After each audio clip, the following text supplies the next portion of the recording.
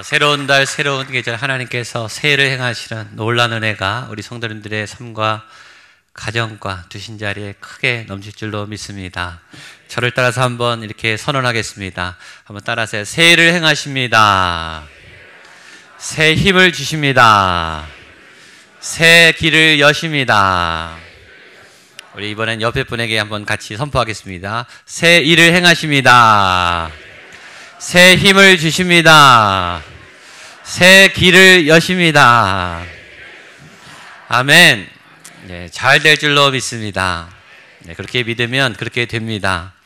전혀 이때까지 몰랐던 하나님의 새 일, 새로운 만남, 또 새로운 사명, 또 새로운 부르심, 새롭게 펼쳐나가시는 놀라운 하나님의 꿈이 우리 성도님들의 삶을 통해서 놀랍게 펼쳐나가게 되기를 주님의 이름으로 축복합니다.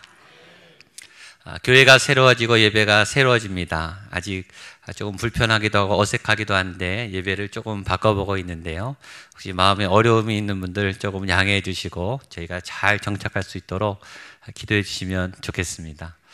1997년에 고영원 전도사님이 부흥이라고 하는 예수전도단 8집 앨범을 발표했습니다. 그 8집 앨범의 타이틀곡인 부흥이라고 하는 아주 유명한 찬양곡이 있죠. 그 가사는 이렇게 시작합니다. 이 땅의 황무함을 보소서. 하늘에 하나님 긍휼을 베푸시는 주여, 우리의 죄악 용서하소서. 이 땅 고쳐주소서. 부흥의 불길 타오르게 하소서. 진리의 말씀 새롭게 하소서. 은혜의 강물 흐르게 하소서. 성령의 바람 이제 불어와. 오 주의 영광 가득 찬 새날 주소서. 오 주의 나라 이 땅에 임하소서. 오 주의 나라 이 땅에 임하소서. 가사만 들어도 뭉클한데 이 곡은 또 너무나 기가 막히게 우리의 영혼을 깨우고 우리의 죄악을 태우고 우리를 회개케 하는 얼마나 감동적인 찬양인지 모르겠습니다. 이 찬양이 이 음원을 따라서 우리 전국을 강타해서 교회마다 이 찬양을 부르면서 회개하고 금식하고 교회가 새로워지기를 위해서 기도했습니다. 한국뿐만 아니라 이민교회가 있는 구석구석에 많은 분들이 눈물을 흘리면서 이 찬양을 하고 정말 이 나라에 하나님의 부흥이 오기를 간절히 사모하는 그런 운동들이 막 일어났습니다. 제가 그때 장신대에서 대학원에 다니고 있었어요. 그때 신학생들도 감동을 받고 회개하면서 매일 12시가 되면 신학교 우리 장신대 광장이 미스바 광장입니다. 거기에 100여 명씩 무릎 꿇고 눈물을 흘리면서 주님 이 땅을 고쳐 주십시오. 이 땅 교회에 진정한 부흥이 일어나게 해 주십시오. 그 기억이 이 찬양을 들을 때마다 제 머릿속에 있습니다. 이 찬양이 발표된 지 14년이 지났습니다. 부흥의 불길 타오르게 하소서. 우리의 죄악을 용서하소서. 성령의 바람이 이 한국 땅에 불어오게 주옵소서. 이 땅에 이 기도대로 이 찬양대로 이런 일이 일어나고 있는가 우리는 한번 돌아봐야 합니다. 과연 1997년 이 노래가 부흥했던 이 창으로 많은 교회가 일어났던 그 찬양 이후에 그 부흥의 물결 이후에 한반도가 변했는가? 한국의 부패지수가 줄어들었는가? 교통사고율이 줄어들었는가? 낙태율이 줄어들었는가? 술 소비율이 줄어들었는가? 자살률이 줄어들었는가? 그것이 지표이겠죠. 부흥이 뭘까요? 우리는 이번 주부터 부흥회를 합니다. 8주간 우리 교회 가운데 이 지역 가운데 부흥을 달라고 우리는 2주 동안 금식했고 또 이제 부흥회를 시작합니다. 무엇을 향한, 누구를 향한 어떤 부흥을 원하는가? 사람이 많이 모이면 부흥인가? 교회가 성장하면 부흥인가? 기독교에 대한 얘기가 사회 전반에 퍼지고 방송에서 사람들의 입에 하나님의 얘기, 성경의 얘기, 기독교에 대한 얘기가 넘쳐나면 그것이 부흥인가? 중세 때는 전 국민이 교회 다녔어요. 전 국민이 성경을 읽고 있었어요. 전 국민이 예배 드리는 사회였죠. 전 국민이 기독교가 상식이었고 기독교 문화가 넘쳐났어요. 모든 문화가 기독교적이었습니다. 그러나 우리는 중세를 부흥기라고 말하지 않습니다. 그때는 영적 암흑기였어요. 전 국민이, 많은 백성이 하나님을 알고 예배하고 하나님에 대한 이해가 많고 하나님에 대한 말씀이 상식이었는데 그 시대는 부흥기가 아니었습니다. 이것을 보면 부흥이 결코 사람이 많이 모이는 것이 부흥이 아니라는 것을 우리는 깨닫게 돼요. 예배 인원수가 많이 모이는 것이 결코 부흥이 아닌 것을 깨닫습니다. 기독교에 대한 이해, 교회에 대한 이해, 성경에 대한 이해가 사회에 많이 곳곳에 문화적으로 퍼져나가는 것이 결코 부흥이 아닌 것을 우리는 알고 있습니다. 우리는 후기 포스트 모던 시대를 살고 있어요. 지극히 혼돈스럽고 지극히 냉정하고 또 지극히 경쟁적이고 스트레스가 극에 달한 시대에 살고 있어요. 많은 분들이 정신적인 혼란으로 심각한 병에 걸려 있어요. 마음의 병, 육신의 병, 각종 사고와 사건들, 자연계는 생태계는 점점 더 심각하게 파괴되고 있고 우리는 이 철이 바뀔 때마다, 특별히 환절기 때마다 피부가 몸살을 앓고 호흡기가 몸살을 앓고 있어요. 방사능 때문에 이 지구 곳곳에 오염돼가는 그런 고통의 소리가 넘쳐나고 있습니다. 오늘은 3월 첫째 주일입니다. 그리고 봄이 오고 있어요. 그리고 우리는 창세기의 말씀을 새롭게 시작합니다. 그리고 부흥을 원하면서 부흥이 있기를 기도하면서 부흥회를 시작하고 백투 베이직, 신학의 기초와 영성의 기초를 새롭게 하려고 하고 있습니다. 저는 오늘 말씀을 준비하면서 정말 기도해요. 하나님, 정말 하나님이 원하시는, 정말 하나님이 일으키시는 하나님의 바람이 불게 해 주십시오. 정말 하나님의 창조의 영이 내 삶 가운데, 우리 가정 가운데, 우리 교회와 이 땅 가운데, 이 지역 가운데 정말 하나님의 살아계심이 나타나는 진짜 부흥이, 하나님의 바람이 불게 해 주십시오. 하나님의 살아계심이 드러나는, 하나님의 영광이 진짜 드러나는, 우리가 그 영광을 보는, 살아있는 하나님이 움직이시는 그 손을 보는 진짜 부흥이 이곳에서부터, 나에게서부터 일어나게 해 주십시오. 그렇게 기도해야 되지 않겠습니까? 우리가 사무엘상을 지금 큐티하고 있습니다. 사무엘상을 보면 사울이 지금 등장했어요. 사울을 볼 때마다 너무 안타까워요. 사울이 가는 데마다, 결정하는 건수마다 사고를 일으켜요. 사울이 나타나서 무슨 일을 하면은 하나님이 화가 나세요. 사무엘이 분노가 일어나요. 사울도 열심히 하고 있어요. 나라를 잘 다스려 보려고, 하나님의 뜻에 순종해 보려고, 자기가 맡은 자리의 책임을 잘 해보려고 군사를 모으고 작전을 짜고 나름대로 열심히 노력을 하고 있어요. 예배도 열심히 드렸겠죠. 제사도 열심히 드렸겠죠. 말씀도 열심히 읽었겠죠. 근데 사울은 결정하고 가는 곳마다 사고가 나요. 하나님이 싫어하세요. 그리고 문제가 터질 때마다 빨리 제사를 드려서 좋은 수양과 염소를 드려서 하나님께 회개하고 무마시키고 영적인 도움을 구해요. 영적인 방법도 아는 거예요. 그런 사울을 사무엘이 만나서 일침을 놓습니다. 왕이시여, 당신이 원하는 그 제사보다 순종이 더 먼저입니다. 예배를 어떻게 드리고 제물을 어떻게 드리는 것보다 더 중요한 것은 당신이 하나님의 마음에 합한 삶의 순종이 있어야 되는 겁니다. 당신의 삶이 변하지 않고 예배를 드린다고 어떤 변화가 있습니까? 하나님은 당신의 순종의 삶을 원합니다. 예배는 그런 거예요. 부흥은 그런 거예요.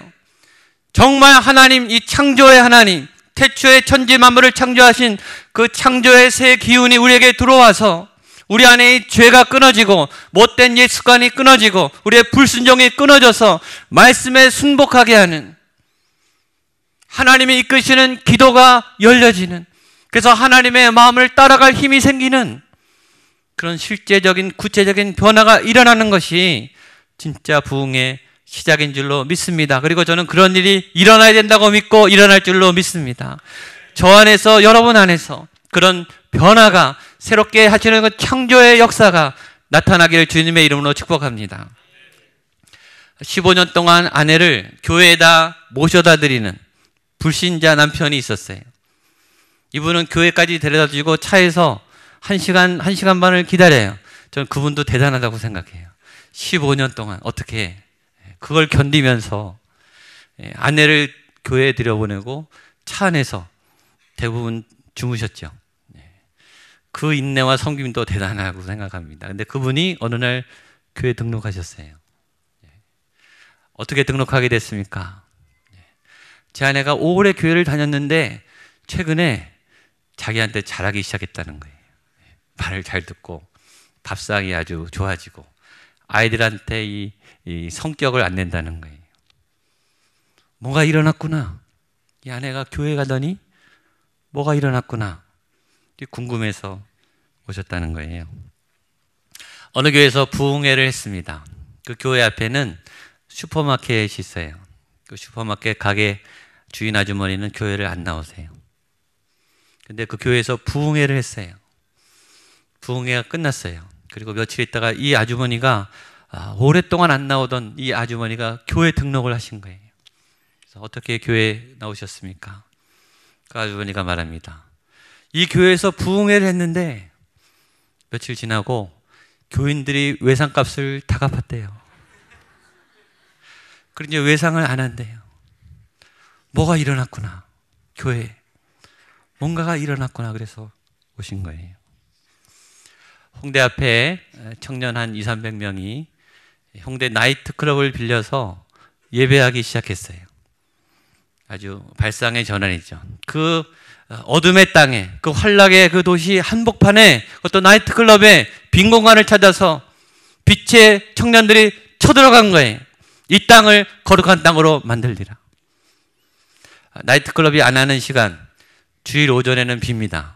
토요일 밤늦게까지 하고 주일 낮 2시까지는 안 써요. 그 넓은 공간을 안 써요. 그래서 월세를 내고 쳐들어간 거예요.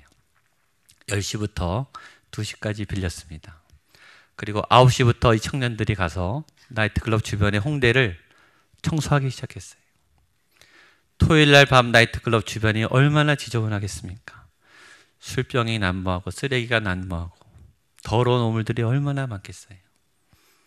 청소복을 다 입고 쓰레기 봉지를 사서 그 주변을 1시간 넘게 몇백 명이 청소를 하는 거예요.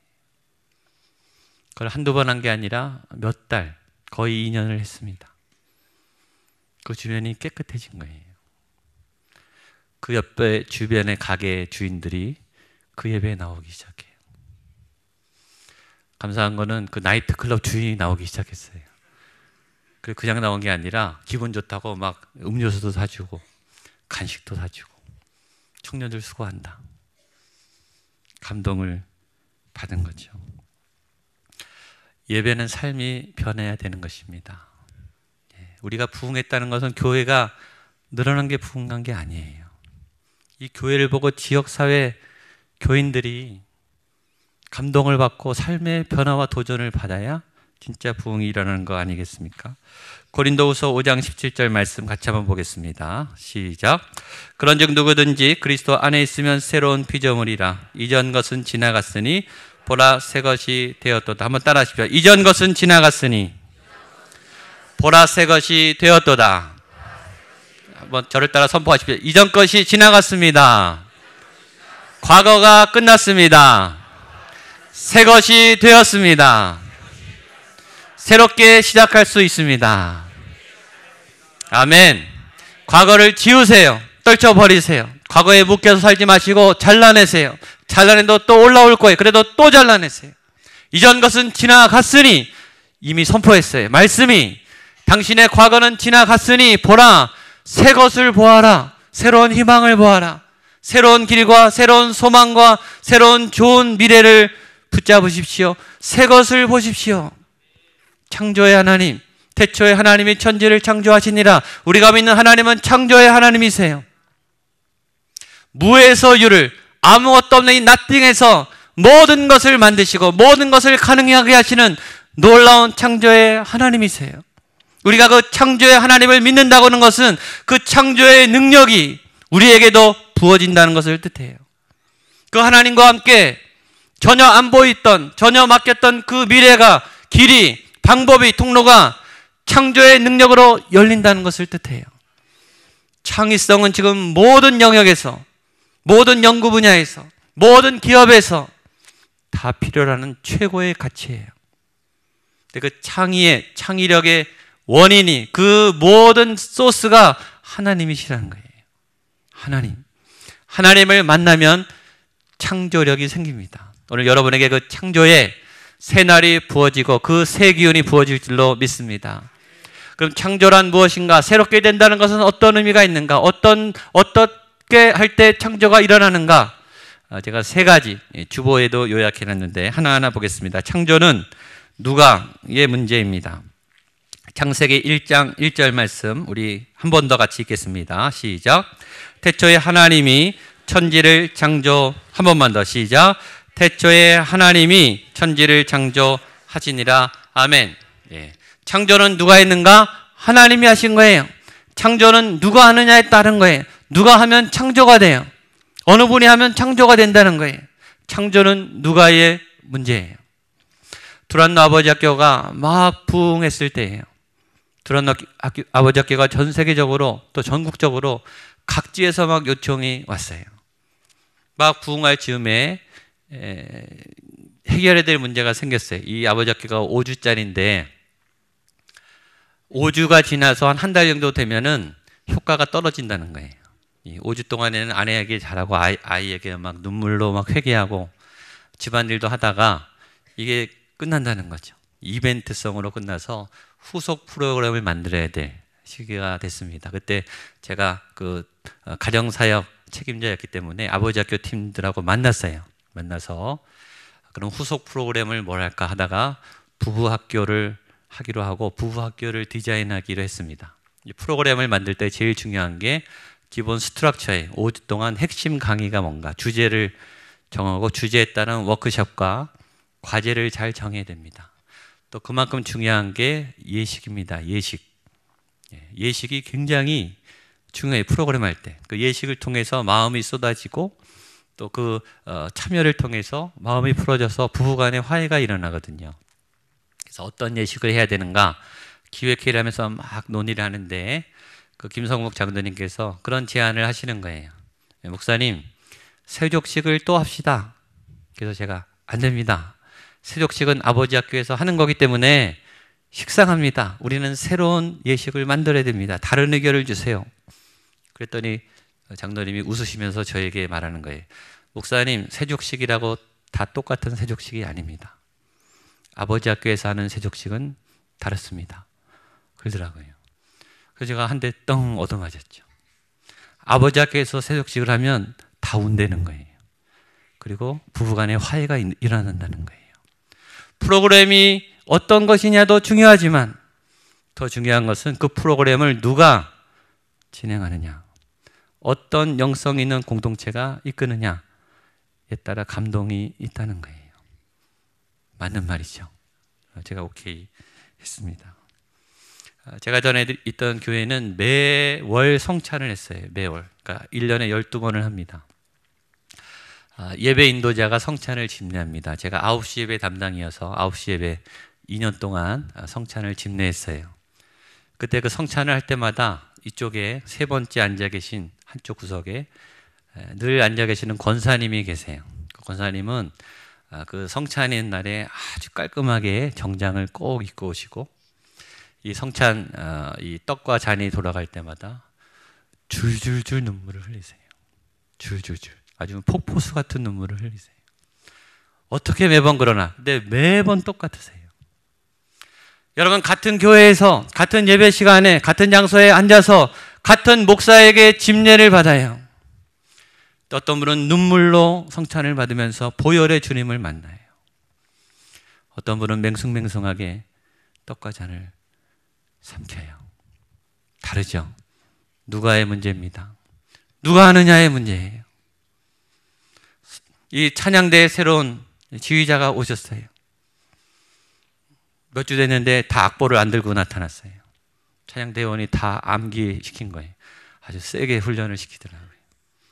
그 찬양하는데 찬양의 이 힘이, 이 포르테가 어마어마하게 세진 거예요. 이 피아니시모가 너무너무 우리의 마음을 숨죽이도록 아주 절묘한 이 피아니시모가 나오는 거예요. 그러면서 줄줄줄 울기 시작해요. 찬양대 한 분 한 분이 막 가슴으로 찬양하는 게 막 느껴지는 거예요.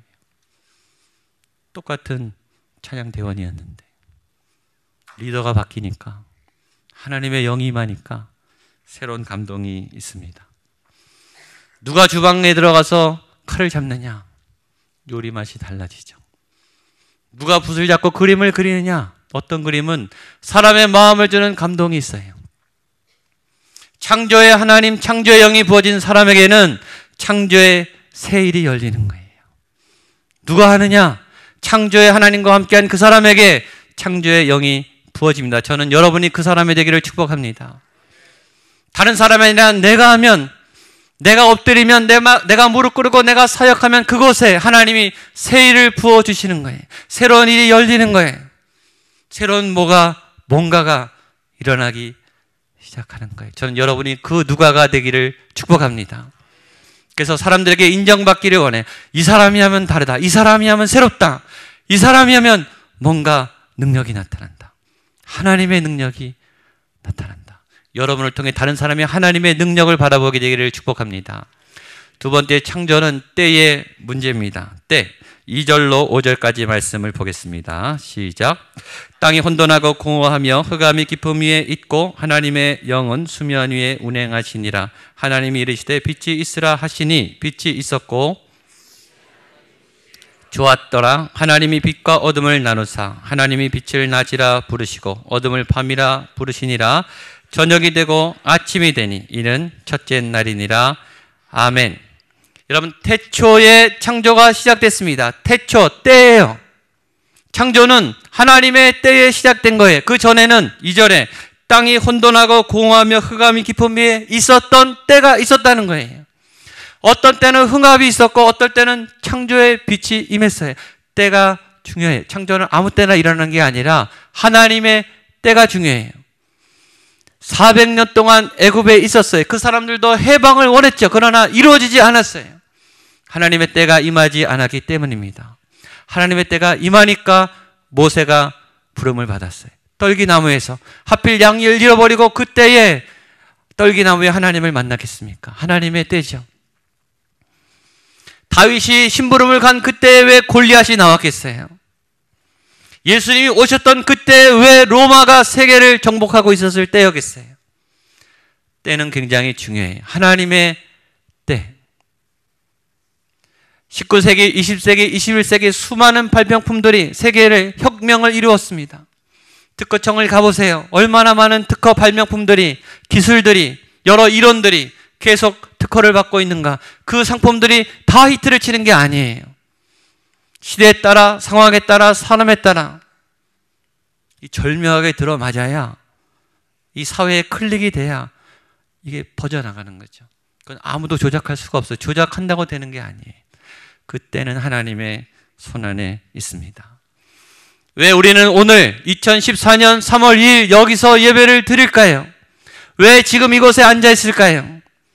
하나님의 때에 하나님이 뭔가를 하실 거라고 믿습니다. 하나님은 하나님의 때에 하나님의 일을 반드시 하세요. 우리가 여기에 있는 이유, 우리가 이곳에 있는 이유, 목적과 때와 부르심이 있어요. 그 하나님의 때를 분별하고 그 하나님의 때를 향해 나아가는 여러분 되시기를 축복합니다. 마지막 창조는 사랑의 문제입니다. 3절, 4절, 5절입니다. 시작. 하나님이 이르시되 빛이 있으라 하시니 빛이 있었고 빛이 하나님 보시기에 좋았더라. 하나님이 빛과 어둠을 나누사 하나님이 빛을 낮이라 부르시고 어둠을 밤이라 부르시니라. 저녁이 되고 아침이 되니 이는 첫째 날이니라. 아멘.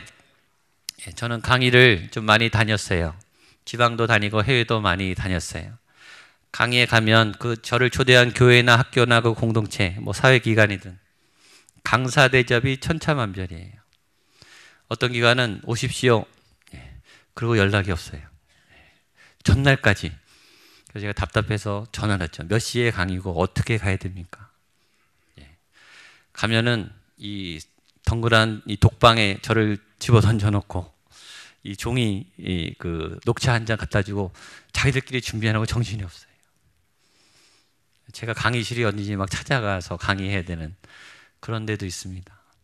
어떤 데는 너무 귀찮을 만큼 계속 확인하고 어떻게 오십니까? 또 이렇게 오십시오. 이메일도 보내고 전화도 하고 차도 보내주고 강의장에 도착하면 좋은 곳에 대부분은 그렇게 하시죠. 과일도 잘 깎아오시고 차도 잘 줍니다. 과일도 어떻게 깎아오는지 다 다릅니다. 접시도 다 다르고 종이컵에 주는지 예쁜 그릇에 주는지 어떤 데는 과일만 주고 어떨 때는 과일하고 티를 주고 어떨 때는 과일하고 티하고 꽃까지 아주 예쁜 꽃까지 그것도 굉장히 예쁜 접시에 갖다 줍니다. 무슨 차이일까요? 사랑의 차이입니다. 그 강사를 배려하는 배려의 차이예요. 그 생각이 왜 날까요? 그 상대를 사랑하고 배려하면 그런 아이디어가 나오는 거죠. 요리 연구가들이 유명한 요리 연구가들이 입을 모아서 말하는 게 있어요. 정말 최고의 음식, 최고의 요리는 정성으로 하는 거다. 정성. 그렇죠. 재료도 중요하고 기술도 중요하지만 사랑으로 만든 음식이 상대방에게 유익을 주는 거예요. 왜 엄마의 맛이, 엄마의 손맛이 왜 중요합니까? 엄마는 사랑으로 정말 자녀를 위해서 기쁨으로 음식을 그 손맛에 들어가는 거거든요. 그러니까 그 엄마의 맛이 느껴지는 그 맛을 잊을 수가 없는 거잖아요. 저는 혼자 상상을 해봤어요. 왜 이렇게 전 세계에 이렇게 다양한 어마어마한 많은 요리가 있을까? 왜 그럴까요? 누군가에게 똑같은 음식이 아니라 새로운 맛있는 것을 해주고 싶은 어떤 분들이 그걸 만든 거예요. 사랑의 마음으로 누군가를 맛있게 대접해 주기 위해서. 아내들이여 꼭 기억하십시오. 남편들은 밥상에서 아내의 사랑을 확인합니다. 밥상이 시원치 않다. 이 아내가 나를 버리고 있구나. 사랑이 식었구나. 밥상이 풍성하다. 이 아내가 나를 사랑하는구나. 남자들은 참 단순하죠. 여러분 생각해 보십시오. 어떻게 하나님이 빛이 필요 없으신데, 그분은 공기가 필요 없으신데, 그분은 물과 나무와 바람이 필요 없으세요. 그분은 모든 게 완벽하시고 모든 게 충만하세요. 왜 그분이 빛이라는 것을 만드셨을까? 그분은 왜 지구를 만드셨을까? 그분의 이 아름다운 자연과 푸른 하늘을 만드셨을까? 이유는 하나예요. 저와 여러분을 위해서예요. 이유는 하나예요. 그분은 필요 없어요. 그분이 왜 6일 동안 지금도 수많은 과학자들이, 물리학자들이, 의학자들이 우리의 인체를 보면서, 자연을 보면서, 우주를 보면서 감탄을 하고 아직도 신비로운, 매일매일 놀라게 하는 그 기가 막힌 이 오묘한 우주의 창조의 질서를 왜 만드셨을까? 이유는 하나예요. 저와 여러분 때문이에요. 이 어마어마한 우주, 그 칼 세이건이라고 하는 유명한 천체 물리학자, 그 코스모스 그 다큐멘터리 만든 분이죠. 그분이 이런 유명한 말을 했어요. 이 어마어마한 광대한 우주 공간에 만약 우리뿐이라면, 만약 유일한 생명체가 지구뿐이라면 엄청난 공간의 낭비다 라는 말이에요. 그분은 누군가 외계가 있다는 거죠. 이 어마어마하고 거대한 이 우주에 우리만 있다면 어마어마한 낭비일 수 있다. 그러나 저는 믿습니다. 하나님은 그렇게 하실 분이에요. 하나님은 분명히 말씀했어요. 자기 아들을 아끼지 않고 내어준 그분은 뭘 못하겠냐. 자기 아들도 죽이신 그분이 사랑하는 그의 백성들을 위해서 뭘 아끼지 않겠느냐.